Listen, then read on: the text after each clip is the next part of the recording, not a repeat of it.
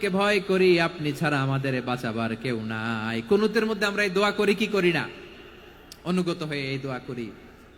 যারা রমজানের শেষ দশকে মক্কা শরীফে থেকেছেন, তারা শাইখ আব্দুর রহমান সুদাইসের কুনুত পেয়েছেন।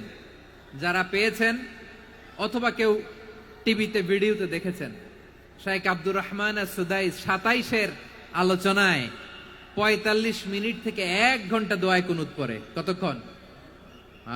আল্লাহুম্মা হদিনা ফিমান হাদাইত ওয়া আফিনা ফিমান আফাইত ওয়া তাওয়াল্লানা ফিমান তাওয়াল্লাইত ওয়া বারিক লানা ফিমা আ'তাইত ওয়া কিনা ওয়াসরিফ আন্না বিরহমাতিকা শাররা মা কাদাইত ফাইন্নাকা তাকদি বিল হাক্কি ওয়া লা ইয়াকদা আলাইক।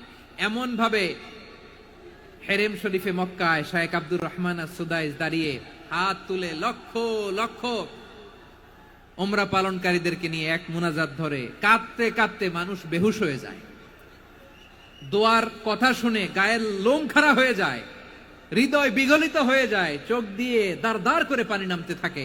27-এর রাতে মক্কায় শাইখ আব্দুর রহমান সুদাইসের দোয়ায় কুনুত যদি শুনেন, অনুগত হয়ে আল্লাহর কাছে চাওয়াকে বলে কুনুত।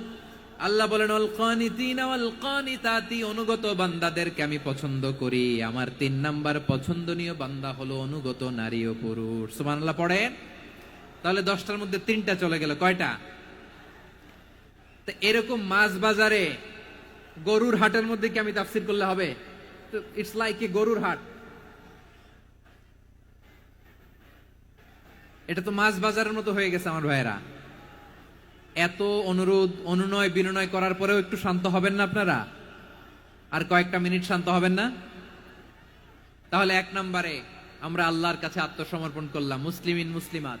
2 নম্বরে মুমিনিন মুমিনাত, বিশ্বাসের স্বীকৃতি দিলাম। 3 নম্বরে কানিতিন কানিতাত, আল্লাহর সামনে অনুগত হয়ে দাঁড়ালাম, দোয়া করলাম। 4 নম্বরে সাদিকিন সাদিকাত, সত্যবাদী নারী ও পুরুষ। সত্যবাদী নারী ও পুরুষ। ইসলাম আমাদেরকে সত্যবাদী হতে বলে। কি বলে? সত্যবাদী হতে বলে। মিথ্যা বলতে নিষেধ করে, কারণ মিথ্যা সবচেয়ে বড় পাপ, সব পাপের বাপ। সব পাপের বড় পাপ হচ্ছে মিথ্যা। একটা মিথ্যা বললে ওইটারে ঢাকতে আরো 10টা মিথ্যা বলা লাগে, ওইটারে গোজামিল দিতে আরো 30টা মিথ্যা বলা লাগে। কি লাগে না?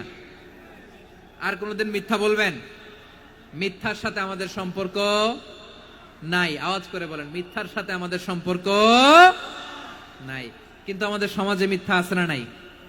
হ্যাঁ, ময়মনসিংহবাসী মিথ্যা বলে না, সত্য বলে নাকি? মাশাআল্লাহ মাশাআল্লাহ। এখন মোবাইল ফোনের কারণে মিথ্যা আরো বেড়ে গেছে।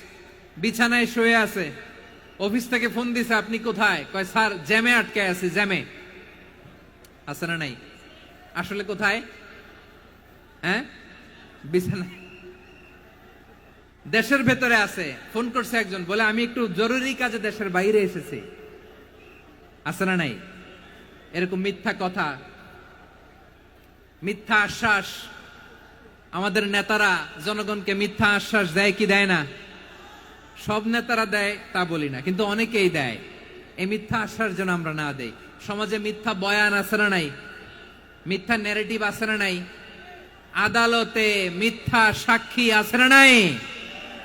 ওই সাক্ষীর উপর ভিত্তি করে মিথ্যা রায় আছে না নাই?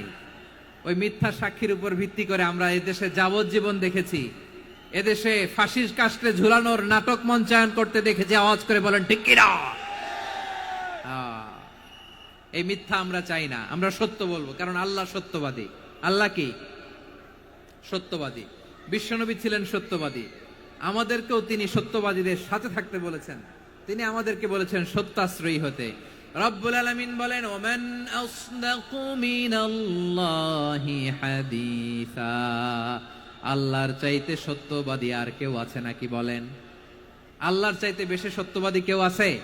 নাই, নাই। আবার বিশ্বনবীকে আল্লাহ বলেন কুল সাদাকাল্লাহ, ও নবী আপনি বলেন আল্লাহ সত্য বলেছেন। সাদাকাল্লাহ মানে সত্য বলেছেন, আল্লাহ সত্য বলেছেন। এই আদেশটি আল্লাহ তাআলা বিশ্বনবীকে দিয়ে বললেন কুল সাদাকাল্লাহ, ও নবী আপনি বলে দেন আল্লাহ সত্য বলেছেন। এই জন্য আল্লাহর বাণী তেলাওয়াত করার পরে কারি সাহেবরা দেখবেন পড়ে সাদাকাল্লাহুল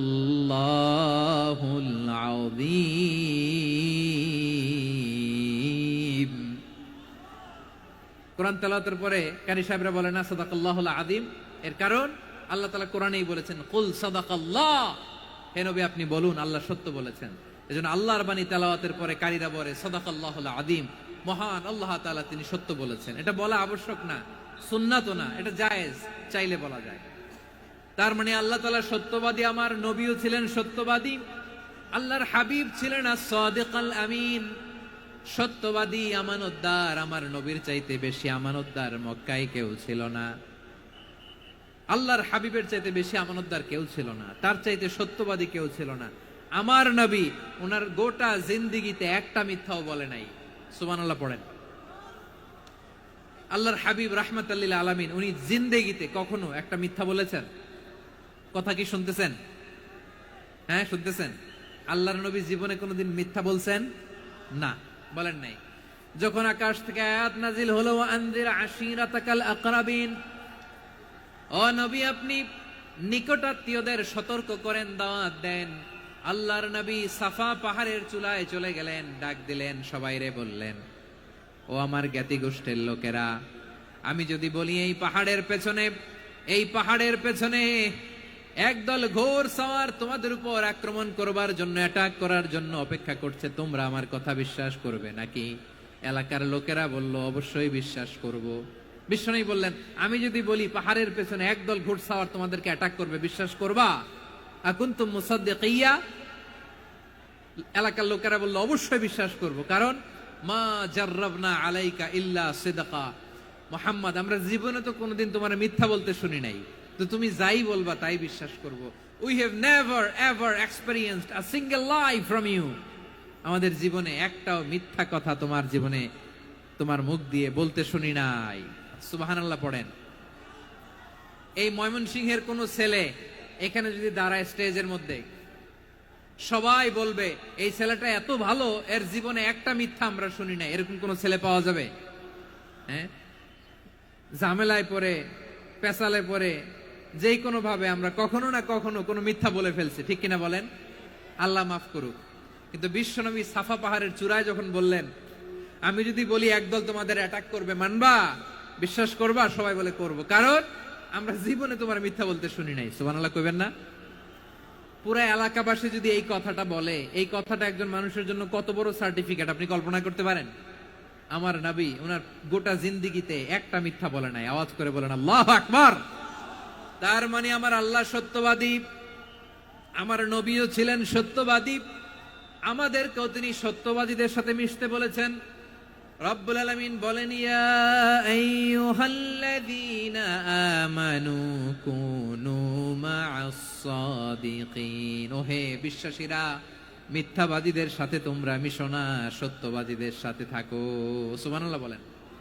এবার বলেন আমরা কাদের সাথে থাকবো? মিথ্যাবাদীদের সাথে না সত্যবাদী? আমরা বন্ধু বানাবো কাদের? মিথ্যাবাদীদের না সত্যবাদীদের?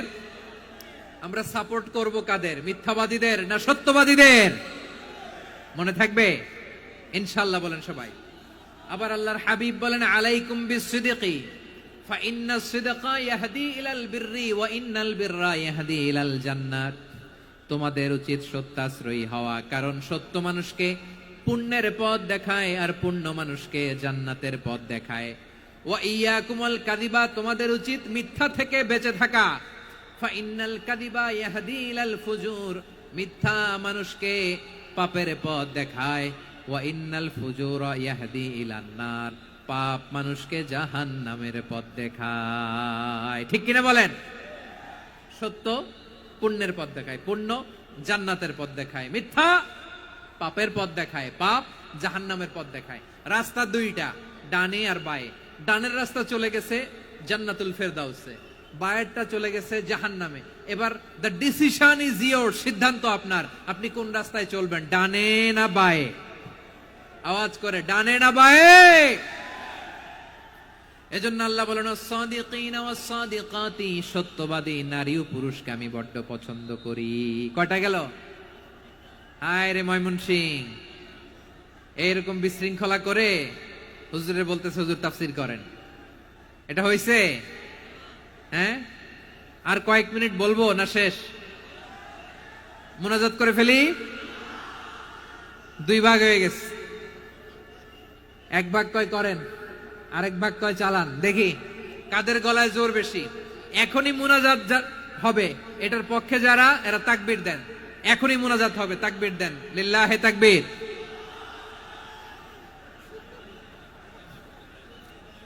হুজুর আরো কয়েক মিনিট শুনতে চাই, এই কথার পক্ষে যারা, তারা তাকবীর দেন, লিল্লাহে তাকবীর।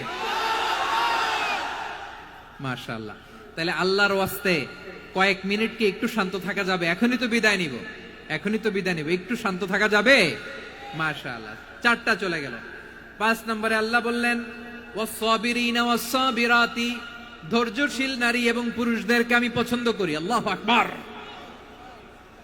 মুসলিমিনা মুসলিমাতি, মুমিনিনা মুমিনাতি, কানিতিনা কানিতাতি, সাদিকিনা সাদিকাতি। এবার আসছে সাবিরিনা সাবিরাতি, ওয়াস-সাবিরিনা ওয়াস-সাবিরাত, ধৈর্যশীল।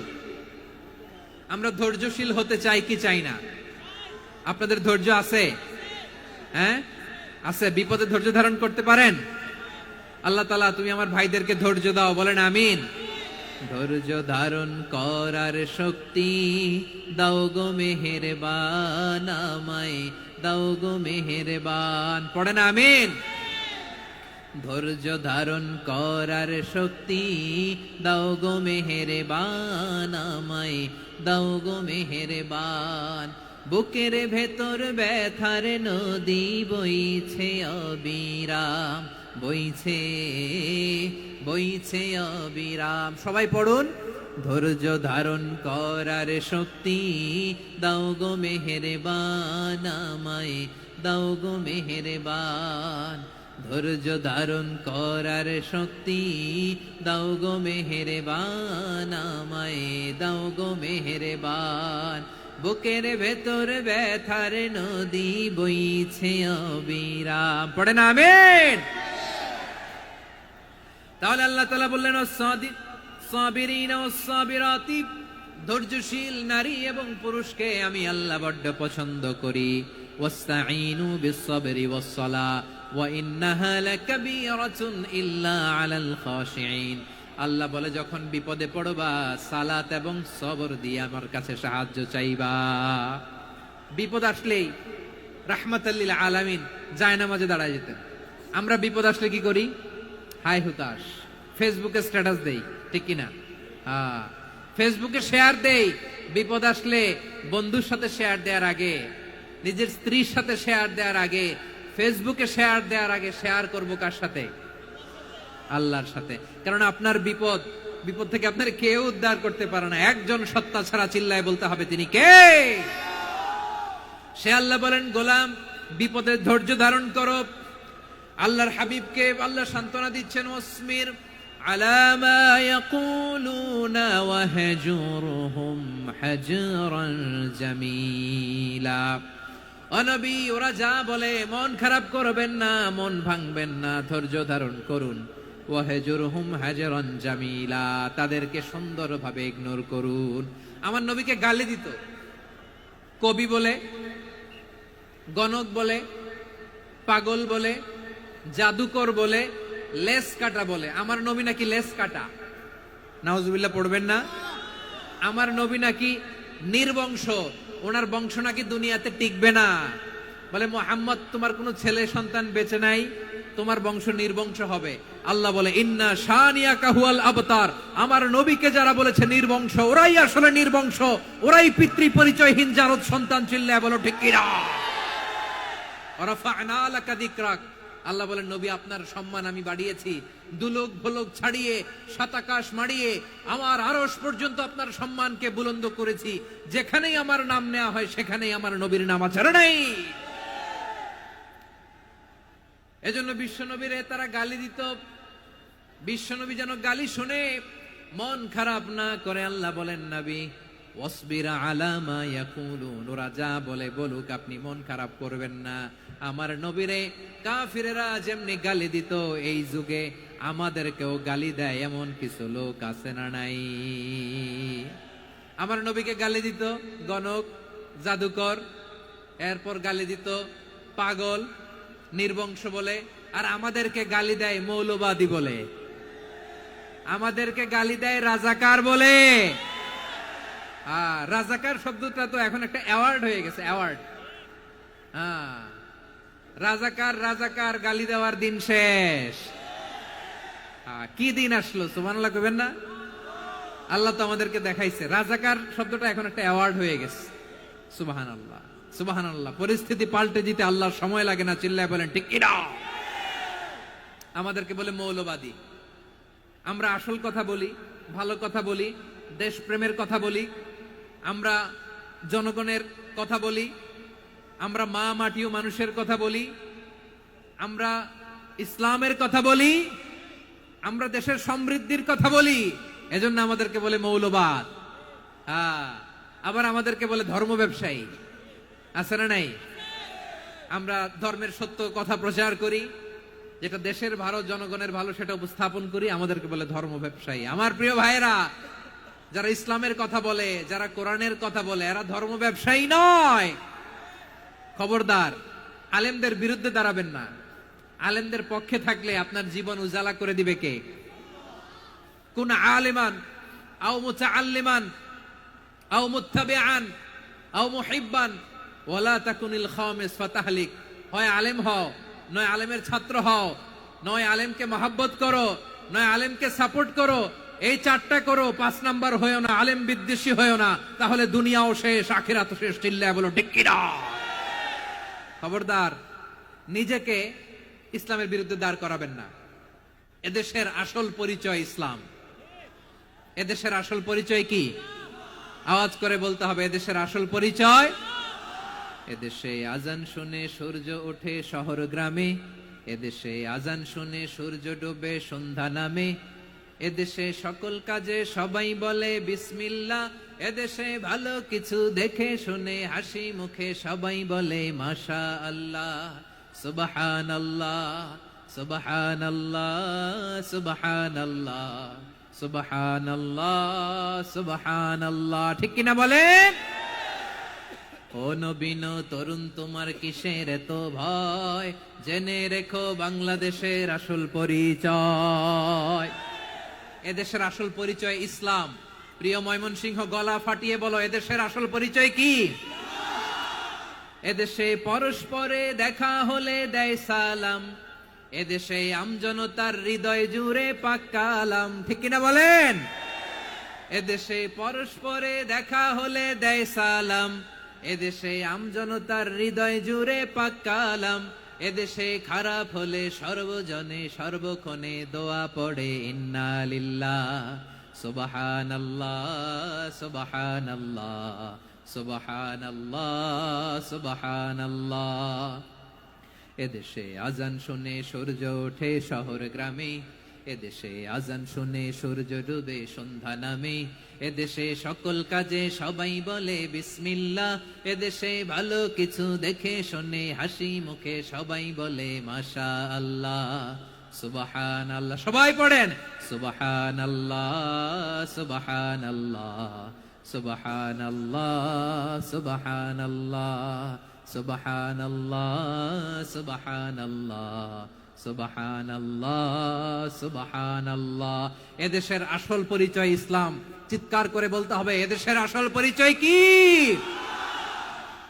এজন্য রব্বুল আলামিন বলেন, ওয়াসবির আলা মা ইয়াকুলুনা ওয়াহজুরহুম হাজরান জামিলা। ও নবী, ধৈর্য ধারণ করেন, ওরা যাই বলুক আপনি মন খারাপ করবেন না, ওদেরকে আপনি ইগনোর করেন, ওদেরকে দাম দেওয়ার দরকার নাই। ধৈর্যই আমাদের শক্তি, ধৈর্যই আমাদের সম্বল। ঠিক কিনা? আমার প্রিয় ময়মনসিংহবাসী, ধৈর্য এমন একটা গাছ। আমার দিকে তাকান, খেয়াল করে শুনেন, জরুরি কথা। ধৈর্য এটা এমন একটা গাছ, যেই গাছের চারিদিকে কাটা, কিন্তু এই গাছের ফলটা বড় মিষ্টি।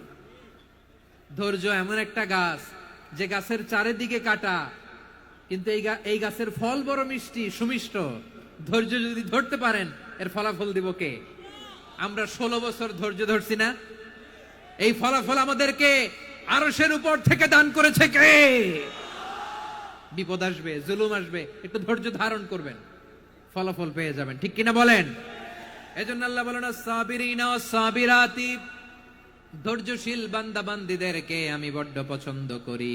وَلَنَبْلُوَنَّكُمْ بِشَيْءٍ مِّنَ الْخَوْفِ وَالْجُوعِ وَنَقْصٍ مِّنَ الْأَمْوَالِ وَالْأَنفُسِ وَالثَّمَرَاتِ وَبَشِّرِ الصَّابِرِينَ। আল্লাহ বলে, এই জমিনে আমি ভয় দিয়ে, ক্ষুধা দিয়ে, জানমালের হানি দিয়ে, সম্পদ হানি দিয়ে তোমাদেরকে পরীক্ষা করব। এই পরীক্ষায় সফল হবে তারা, ধৈর্য ধারণ করেছে যারা। ইন্নাল্লাহা মা'আস সাবিরিন, ধৈর্য ধারণকারীদের সাথে আল্লাহ আছে রাডাই। ধৈর্য ধরতে হবে, ধৈর্য ধরতে হবে। ধৈর্য এমন গাছ যে গাছের চারিদিকে কাটা, ফলটা বড় মিষ্টি।